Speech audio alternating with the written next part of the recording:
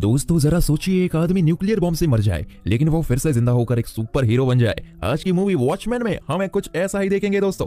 इस मूवी की शुरुआत में हम देखते हैं कि एडवर्ड नाम का आदमी टीवी में न्यूज देख रहा है जिसमें दिखाया जा रहा है कि यूनाइटेड स्टेट्स का कभी भी रशिया के साथ न्यूक्लियर वॉर हो सकता है। तभी एडवर्ड के घर पर एक आदमी आता है जो उसे मारने लगता है। एडवर्ड भी अपनी फुर्ती से उससे लड़ता है लेकिन ये आदमी आसानी से एडवर्ड को मारकर बिल्डिंग से नीचे फेंक देता है जिससे उसकी मौत हो जाती है। इसके बाद हम देखते हैं कि उसके घर पर पुलिस इन्वेस्टिगेट कर रही थी। पुलिस के जाने के बाद रॉरशार्क नाम का आदमी भी उस घर पर आता है। रॉरशार्क एक सुपर हीरो है जो हमेशा एक मास्क पहनता है। उसके फाइटिंग स्किल काफी अच्छे हैं और वो एक डिटेक्टिव भी है। पुलिस के जाने के बाद रॉरशार्क भी इन्वेस्टिगेट करता है और उसे एडवर्ड का सूट मिलता है। दरअसल एडवर्ड कॉमेडियन के नाम से जाने वाला एक सुपर हीरो और रॉरशार्क का पुराना कलीग था। रॉरशार्क इन्वेस्टिगेशन कर ही रहा था कि तभी वहां दो पुलिस वाले आ जाते हैं जिनमें से एक को रॉरशार्क मारकर भाग जाता है। अगले सीन में हम देखते हैं हॉलिस नाम के एक रिटायर्ड सुपर हीरो को जो डैनियल नाम के आदमी से बात कर रहा है। दरअसल पहले के टाइम में सुपर हीरोज को लोग काफी ज्यादा मानते थे लेकिन अब गवर्नमेंट ने काफी सभी सुपर हीरोज को बैन ही कर दिया क्योंकि इनकी वजह से काफी ज्यादा वायलेंस होने लगा था। डैनियल हॉलिस से बात करके वहां से चला जाता है। डैनी खुद भी नाइट आउल नाम का सुपर हीरो है जो काफी अमीर है और बैटमैन जैसे काम करता है। डैनियल अपने घर जा रहा है लेकिन उसके घर का दरवाजा टूटा हुआ था। वो अंदर जाकर देखता है कि उसका पुराना दोस्त रॉरशार्क अंदर बैठा हुआ था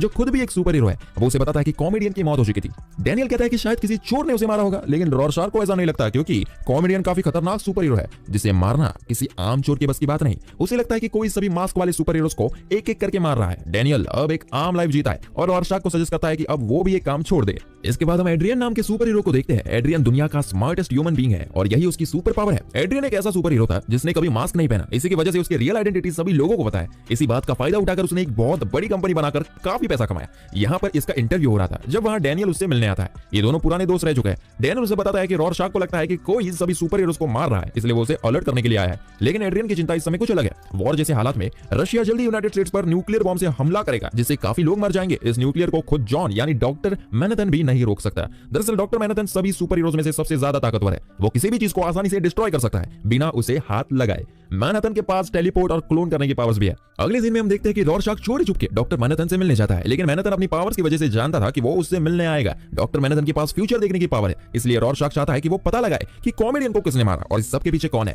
तभी वहां डॉक्टर मैनहट्टन की गर्लफ्रेंड लॉरी आती है जो रॉरशार्क को वापस जाने को कहती है क्योंकि उसे पुलिस ढूंढ रही है। लॉरी भी एक सुपर हीरो है। डॉक्टर मैनहट्टन कहता है कि वो फ्यूचर में होने वाले वॉर के एक्सप्लोजन की वजह से फ्यूचर नहीं देख सकता। रॉरशार्क उससे हेल्प मांगता है लेकिन डॉक्टर मैनहट्टन उसे अपनी पावर से बाहर टेलीपोर्ट कर देता है। लॉरी को यह बात ठीक नहीं लगती कि डॉक्टर मैनहट्टन उससे काफी बातें छुपाता है। तब मैनहट्टन उसे बताता है कि वो एड्रियन के साथ मिलकर एक प्रोजेक्ट पर काम कर रहा है जिससे वॉर ना हो। इसके बाद वो लॉरी का माइंड रीड करता है और कहता है कि उसे पता है कि वो डैनियल के साथ डिनर के लिए जाने वाली है। मैनहट्टन अपने काम में वापस लग जाता है और लॉरी डैनियल के साथ डिनर के लिए जाती है। साथ ही वो दोनों अपने सुपर हीरो दिनों को याद करते हैं। यहाँ हमें पता चलता है कि डॉक्टर मैनहट्टन गवर्नमेंट के लिए काम करता है और उसका ध्यान रखने के लिए गवर्नमेंट ने लॉरी को उसके पास रखा है। अगले सीन में हम कॉमेडियन की फ्यूनरल को देखते हैं। वही लॉरी अपनी माँ के पास जाती है जो खुद भी एक सुपर हीरो थी। वो अपने पुराने टाइम को याद करती है। तब हमें दिखाया जाता है कि 40 साल पहले जब लॉरी की माँ अपने कपड़े चेंज कर रही थी तो कॉमेडियन ने उसकी इज्जत लूटने की कोशिश की थी। इधर डॉक्टर मैनहट्टन जो कॉमेडियन का फ्यूनरल अटेंड कर रहा था वो अपने पुराने टाइम को याद करता है जब उसने गवर्नमेंट के साथ मिलकर वियतनाम का वॉर जीत लिया था। वॉर में कॉमेडियन भी उसके साथ था। जीत के बाद कॉमेडियन के पास एक औरत आती है जिसके पेट में कॉमेडियन का बच्चा था लेकिन कॉमेडियन उस औरत को शूट कर देता है। तो मैनहट्टन उसे कहता है कि उसे शूट नहीं करना चाहिए था लेकिन कॉमेडियन बहुत बोल्ड और मुंह फट आदमी था। वो उल्टा मैनहट्टन को ब्लेम करते हुए कहता है कि अगर वो रोकना चाहता है तो उसे रोक सकता था इसलिए इसमें मैनहट्टन की गलती है। दूसरी तरफ एड्रियन भी अपने पुराने टाइम को याद करता है जब सभी सुपर हीरोज के बीच मैनहट्टन एक औरत को लेकर अपने साथ आता है। यही पहली बार लॉरी ने मैनहट्टन को देखा था। सभी लोग दुनिया बचाने की बात कर रहे थे लेकिन कॉमेडियन सभी को उकसाता हुआ अपनी बात को बड़ा बताता है और उनके प्लान के चार्ट को जलाकर चला जाता है। डैनियल भी अपने पुराने टाइम को याद करता है जब पुलिस स्ट्राइक पर थी और लोगों ने सड़कों पर हंगामा कर दिया था। डैनियल कॉमेडियन के साथ अपने शिप में लोगों को शांत करने के लिए गया था लेकिन कॉमेडियन ने सभी लोगों को हंगामा करने के लिए मारना शुरू कर दिया। सभी के जाने के बाद एक और आदमी कॉमेडियन की ग्रेव पर जाकर प्रे करता है जिसे एक भिखारी देखता है। अगले सीन में हम देखते हैं कि ये आदमी अपने घर आता है। इसका नाम मोलोच है जिसे रॉरशार्क पकड़कर मारता है। रॉरशार्क को पता है कि ये कॉमेडियन की ग्रेव पर गया था इसलिए उसे लगता है कि कॉमेडियन को इसने ही मारा है। मोलोच पुराने टाइम में एक विलन हुआ करता था जिसकी कॉमेडियन से दुश्मनी थी। मोलोच डरता हुआ कहता है कि उसने उसे नहीं मारा बल्कि कॉमेडियन तो कुछ दिन पहले खुद उसके पास आकर रोता हुआ अपने किए हुए कामों के लिए माफी मांग रहा था। रॉरशार्क उसकी बात पर भरोसा नहीं करता फिर भी वो वहां से चला जाता है। अगले सीन में हम देखते हैं लॉरी मैनहट्टन के साथ इंटीमेट हो रही थी लेकिन तभी उसे पता चलता है कि वो मैनहट्टन नहीं बल्कि उसके क्लोन्स है। उस समय मैनहट्टन तो अपना काम कर रहा था। लॉरी उससे बहस करने लगती है कि वो इंसानों को नहीं समझ सकता।